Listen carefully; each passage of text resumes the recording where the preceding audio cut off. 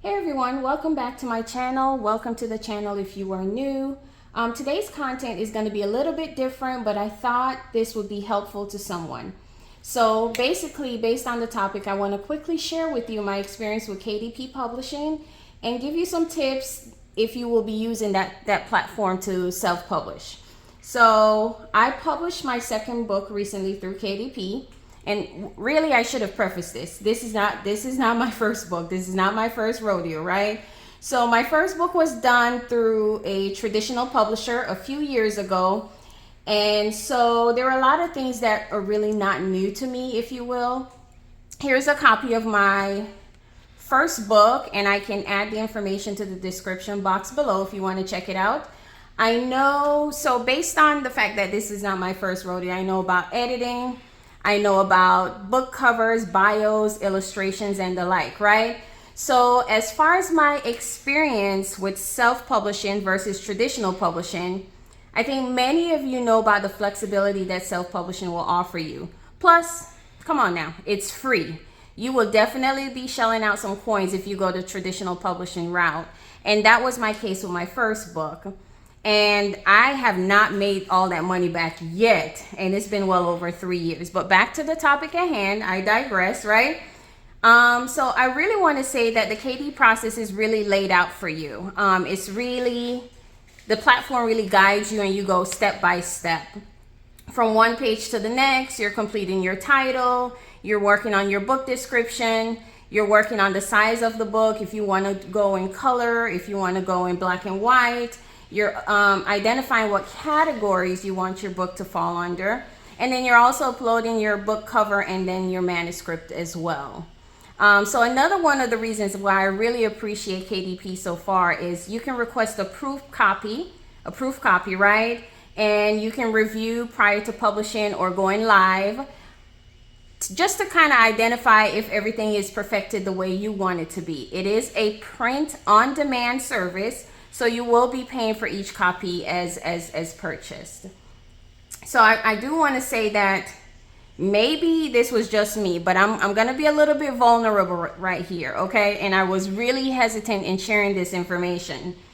Why in the world did I have to do this 7 times to get to a place where I feel comfortable going live? And I ordered 7 proof copies. Every time I ordered the proof copies, I would find something else that I wanted to change. I have 5 here. I'm not even sure where the other 2 are. So put a pause on it. One major thing that I will ask you all to do if you're going to self-publish, please, please, please get your book professionally proofread, formatted, edited.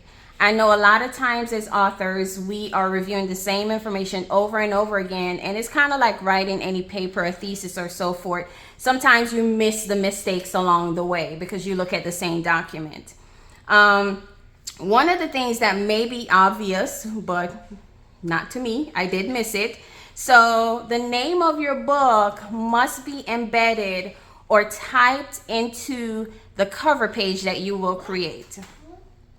Okay, so I assumed that the title would be added based on the fact that on one of the prior page, I had entered this information already. Well, lo and behold, the first proof copy shows up and there is no title for the book. So it's a good thing I didn't go live immediately, right? So here we have one of the 7 proofs, and I found there were changes that I needed to make along the way. I didn't realize that whatever you upload, that is it.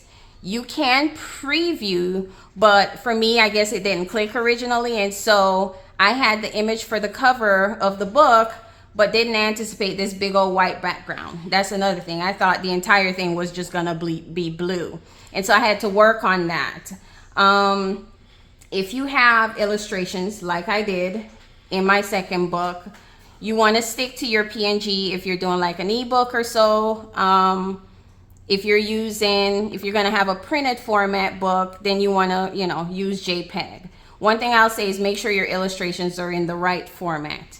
You can avoid these big black boxes in your final print of your illustration.